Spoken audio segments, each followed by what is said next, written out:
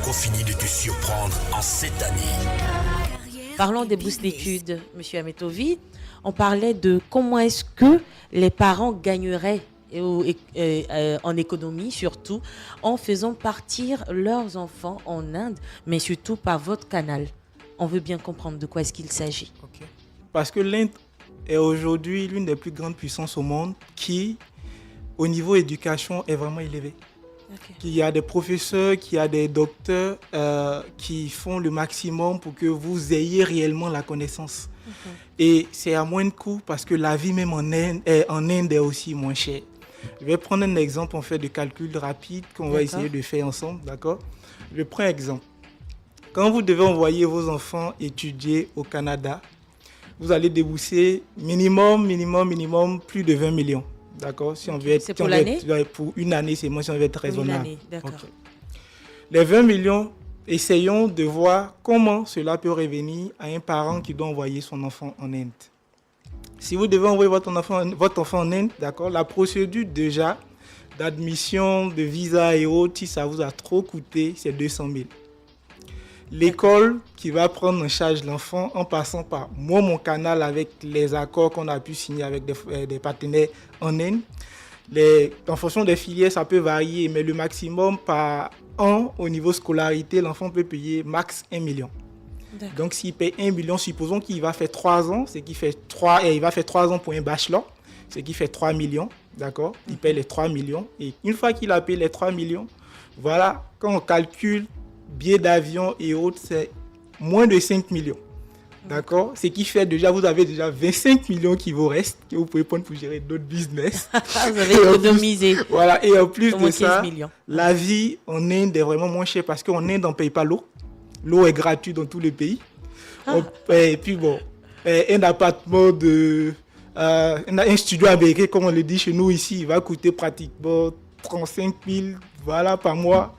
Et votre enfant pourra remplir son frigo si vous l'envoyez uniquement 100 000 par mois. Donc calculez tout ça et voyez, entre étudier en Europe et venir étudier en Inde, où moi je vous ouvre la porte en fait du savoir absolu avec tous les docteurs, la meilleure compétence, la meilleure connaissance possible et aller étudier dans un autre pays où il fait toujours froid et tout. Donc faites le choix.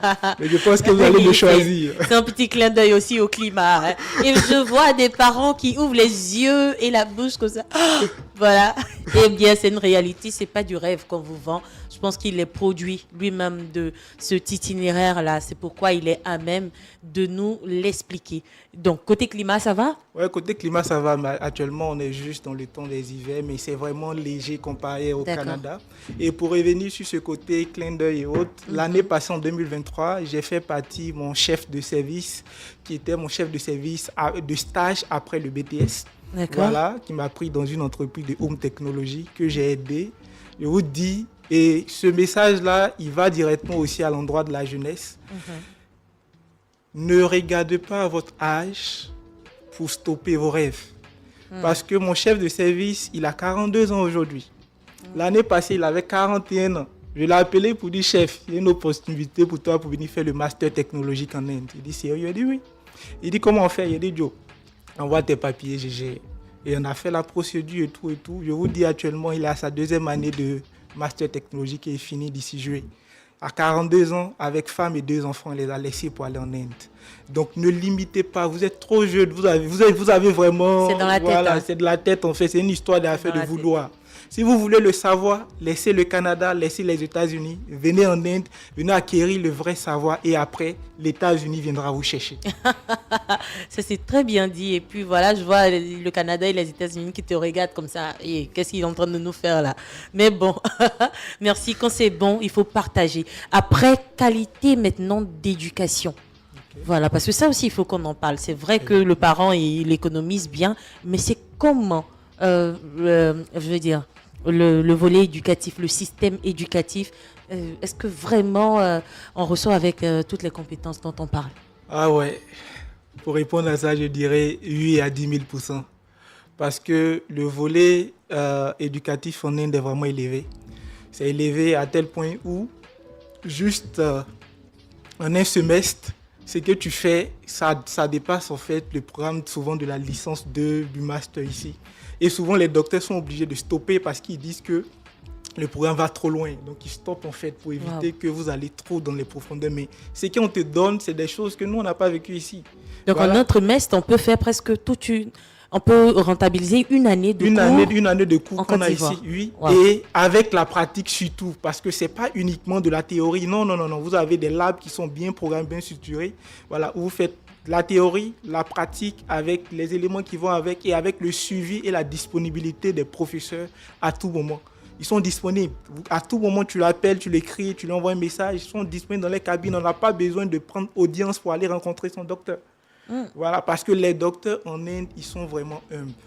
Il n'y a aucun miroir entre eux et les étudiants. Voilà, donc c'est quelque chose vraiment... Si tu vas pour étudier, tu n'auras pas d'autre choix que d'étudier. Et les librairies en Inde, en fait, se font sur 2 étages avec des livres de partout, des salles informatiques dans tous les blocs. Donc celui qui veut étudier, il vient en Inde. Oh, ils ont vraiment misé la classe, c'est bien. Et puis après, un autre problème que ceux qui partent rencontrent beaucoup, c'est la barrière de la langue. En Inde, là-bas également, il y a des dispositions quand même prises pour aider vraiment à ce que la langue soit maîtrisée. Parce que l'anglais, c'est vrai, on fait ce qu'on peut ici, mais arriver là-bas, c'est une langue vivante. Hein. Exactement, l'anglais demeure une barrière, mais je dirais de ma propre expérience, le jour où tu vas arriver à l'aéroport Félix Houphouët-Boigny, quand tu vas traverser la douane et que tu vas rentrer dans l'avion, quand l'hôtesse va te dire « Hello », ton français va rester à terre au nom de Jésus. Je te Amen. Parce que cette expérience, je le dis pourquoi. Parce que nous, on l'a vécu. Moi, je partais en 2020. Quand je partais, quand on est monté de l'avion, quand l'hôtesse nous a salué en anglais, on a répondu, mais on n'avait pas encore bien compris. On est monté, on est assis. Ils sont venus nous proposer la nourriture. Là, c'était dans Emirates. On nous propose la nourriture. Elle dit des choses, on ne comprend pas. Elle dit, on ne comprend pas. On était 2 Ivoiriens. Donc, elle a répété un nom 2 fois. On dit, oui, c'est ça là, nous, on veut manger. Elle nous a donné. Je te le jure qu'on n'a pas pu manger la nourriture. Et on a pris notre dictionnaire, on a dit, jusqu'à ce que l'avion atterrisse à Dubaï, nous, on va apprendre l'anglais. Et on a appris l'anglais. Mais quand tu arrives en Inde, surtout, ce qui est bien, c'est que tout est anglophone. L'école, ils ont leur langue qui est nationale, qui est le hindi, mais en plus de ça, c'est l'anglais qui est parlé à l'école. Mais quand tu arrives, l'environnement va t'emmener à parler anglais facilement. Et pour faciliter ceux qui passent par mon canal pour partir, mon entreprise a signé un partenariat avec un cabinet de traduction au plateau du nom de Voltico, SRL, qui va proposer des cours de formation intensifs de 1 à 2 mois ou des fois peut-être 2 semaines, ça dépend, pour leur faciliter l'accès à l'anglais de voyage et aussi à l'anglais pour demander sa route quand tu arrives et tout et tout. Mais la chose que je rassure surtout, c'est que aucun des parents qui vont passer par mon canal ne payeront l'argent de la scolarité ici. Ça, je le mentionne parce que le climat aujourd'hui des bourses d'études a été gâté. Ouais. Beaucoup d'anarcheurs. Donc, pour faciliter ce truc, nous, on ne donne pas, les parents ne payent pas l'argent de scolarité ici, juste les démarches. Démarche de visa, tout, je vous envoie la liste. À chaque procédure, il y a déjà des gens clés qui sont là. Donc, je te dis, OK, pour ce papier, va voir telle personne, telle. En une semaine, on a bouclé tes démarches.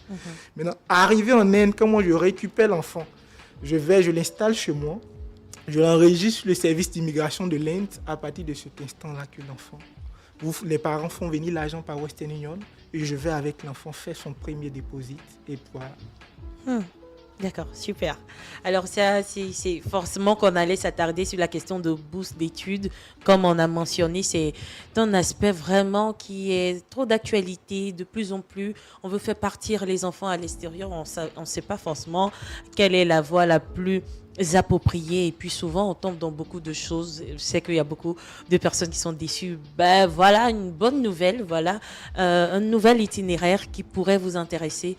Ne vous réservez surtout